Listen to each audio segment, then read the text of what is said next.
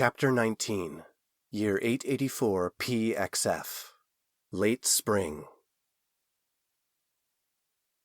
The echo of Serena's shriek of pain reverberated off the stone walls of her lab and haunted its way through the cells that extended outward into darkness.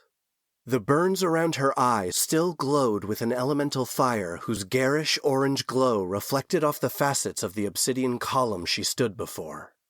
A malicious smile split the lower half of Serena's face, despite the searing discomfort raking across it. She had found it. Serena diverted her minions tracking the second wispy trail of Toman's magic and sent them to Morna Saren. She had her target.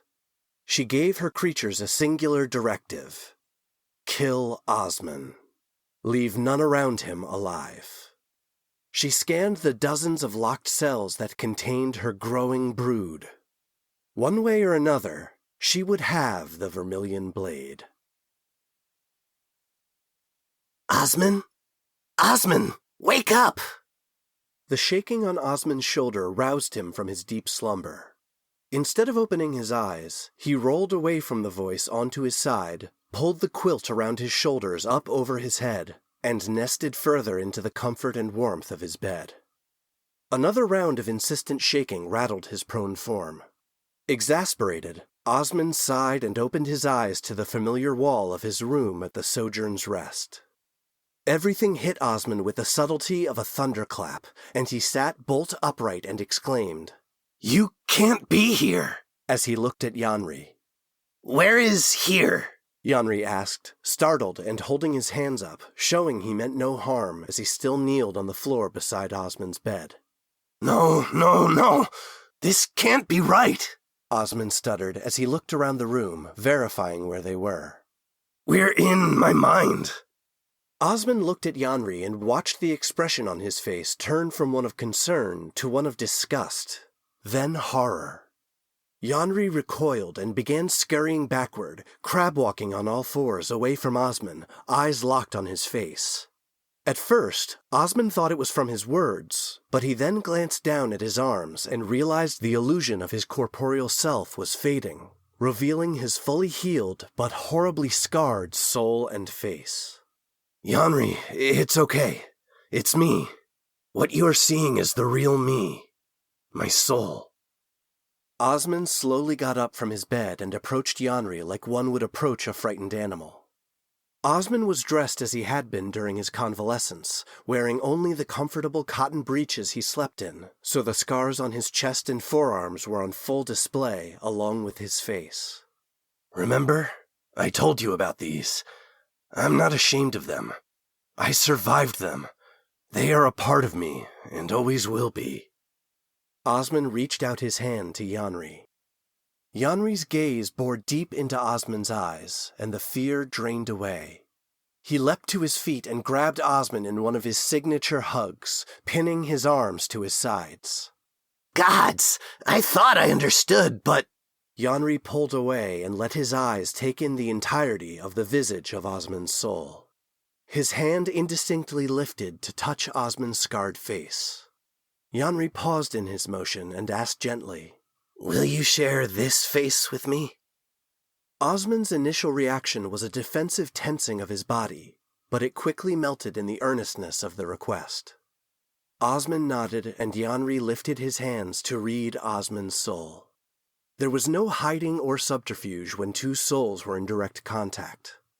As Yanri read his face, Osman could sense him standing beside him in every moment of his life. Through his childhood, in Arnador with Talon, his darkest hours below the halls of judgment, his journey across Kaiflanor, and even the moments that included Yanri in Luminaria.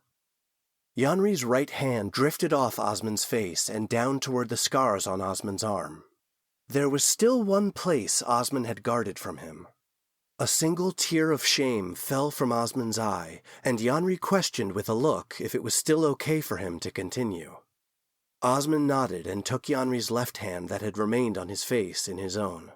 He guided it down to the scar on his chest. Yanri's right hand alighted on Osman's forearm as gently as a butterfly. There was no hiding when a soul touched a soul. even from the places you dared not tread alone. 18 years earlier, 866 PXF, late winter. Osmond kneeled on the rocky beach and looked at the blood blade in his hand. Such an easy thing it had been to conjure. He had learned the incantation when he was just a boy. It was not some dark, horrific weapon whose mysteries were guarded by the Uldan people, although some historical etchings portraying Uldani berserkers would make you think so. To Uldani, it was a tool. Like any tool, the wielder's intent defined it. A blood blade is a fragile thing, a poor weapon to wield against most any foe. Its ability to hurt someone relied entirely upon their willingness to be wounded by it.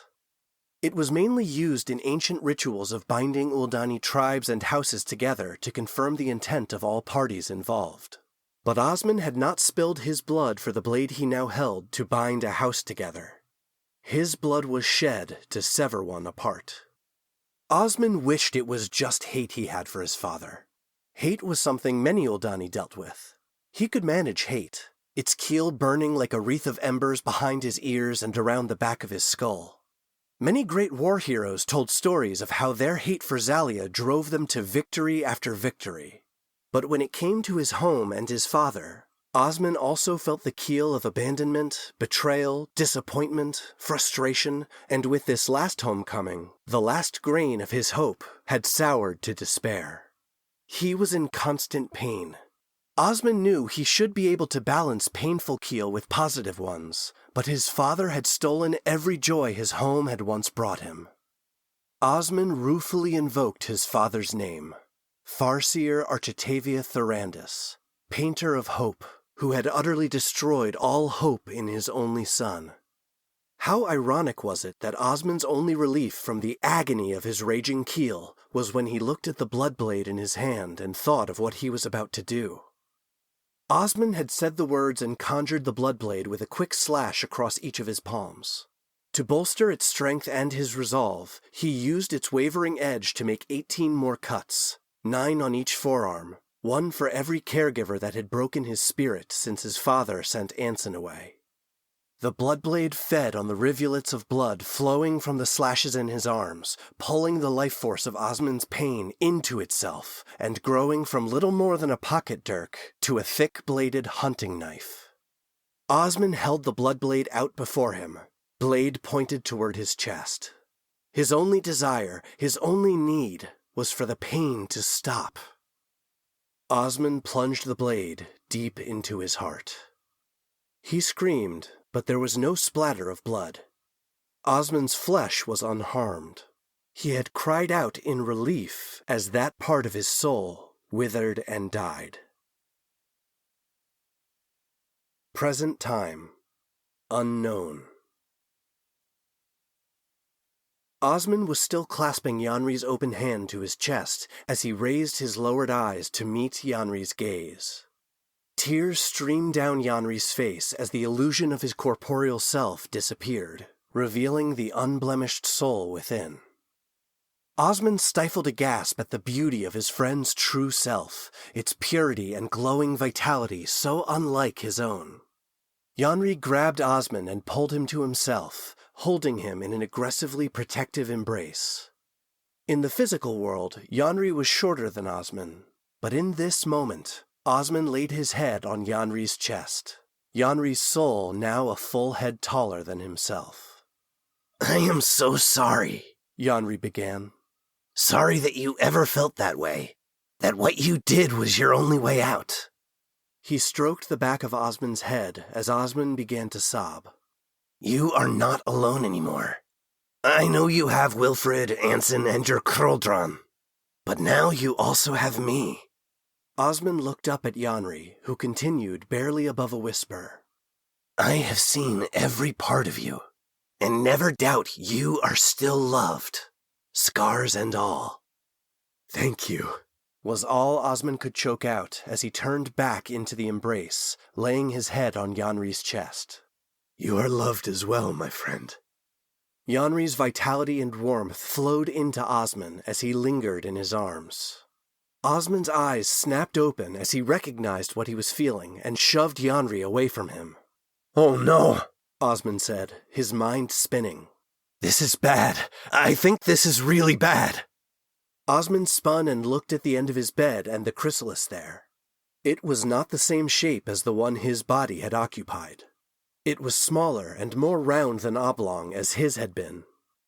Osmond could barely see a trail of glowing golden energy flowing around his shoulder from Yanri into the chrysalis.